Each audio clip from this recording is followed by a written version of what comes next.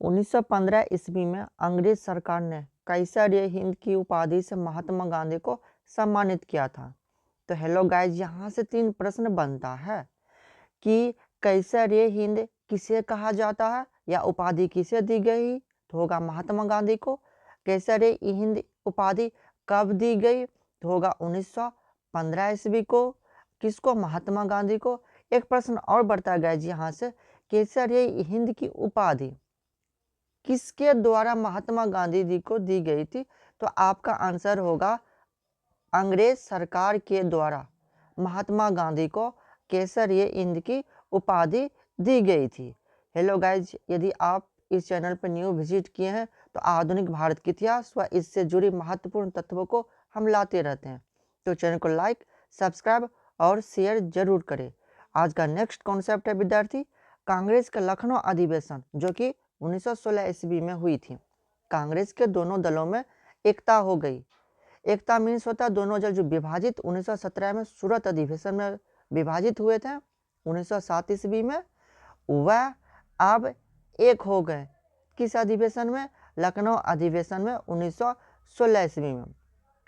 इसी अधिवेशन में मुस्लिम लीग ने भी कांग्रेस से मिलकर एक संयुक्त समिति की स्थापना की गई।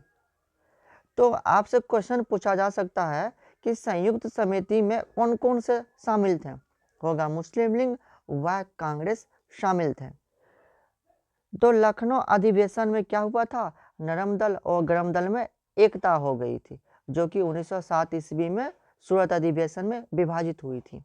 आज का नेक्स्ट कॉन्सेप्ट है, बाल गंगाधर तिलक ने स्वशासन प्राप्ति हेतु 1916 ईस्वी को पूना में होम रूल लीग की स्थापना की गई थी।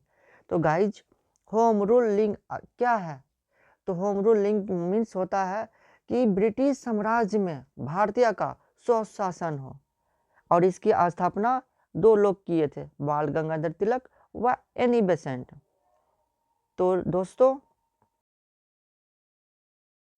इसकी स्थापना बाल गंगाधर तिलक व एनी बेसेंट के द्वारा की गई थी। तो होम रूल लीग मतलब ही होता था कि ब्रिटिश साम्राज्य में भारत का अपना स्वशासन हो। आज का नेक्स्ट कॉन्सेप्ट है, एनी बेसेंट ने सितंबर 1916 ईस्वी में मद्रास में होम रूल लीग की स्थापना की थी। तो होम रूल लीग की स्थापना 2 लोग किए थे, उनमें से एक का नाम है एनी बेसेंट व बाल गंगाधर तिलक। तो होम रूल लीग की स्थापना की थी, उस टाइम उसके सचिव कौन थे, ऐसा प्रश्न आ सकता है। तो आपका आंसर होगा जॉर्ज अरोडेल, उसकी सचिव थे। किसके, होम रूल लीग की सचिव या प्रथम सचिव आप बोल सकते हैं। तो आज का विद्यार्थी नेक्स्ट कॉन्सेप्ट है, गांधी जी ने प्रथम विश्व युद्ध के समय लोगों को सेना में भर्ती होने के लिए प्रोत्साहित किया, इसलिए लोगों ने इन्हें भर्ती कराने वाले सर्जेंट कहने लगे। यानी कि प्रथम विश्व युद्ध के टाइम महात्मा गांधी के द्वारा भारतीयों को प्रोत्साहित किया गया या प्रेरणा दी गई कि प्रथम विश्व युद्ध के लड़ाई के लिए सेनाओं में जाना है। तो जब भारतीय लोग सेना में नियुक्त होते थे तो उस टाइम भर्ती कराने वाला सर्जेंट महात्मा गांधी को कहा जाने लगा था। यानी भर्ती कराने वाला सर्जेंट किसे कहा जाता है, आपका आंसर होगा महात्मा गांधी को, प्रथम विश्व युद्ध के समय। आज का नेक्स्ट कॉन्सेप्ट है, 1916 ईस्वी में गांधी ने अहमदाबाद के करीब साबरमती आश्रम की स्थापना की गई थी। तो यहाँ से क्वेश्चन बनता है कि साबरमती का आश्रम किनके द्वारा की गई, तो होगा महात्मा गांधी के द्वारा अहमदाबाद में 1916 ईस्वी में। तो यहाँ से क्वेश्चन एक महात्मा गांधी से संबंधित हर एक एग्जाम में देखने को मिलता ही है। बिहार के एक किसान ने, जिसका नाम है राजकुमार ने, गांधी जी को चंपारण आने के लिए प्रेरित की थी।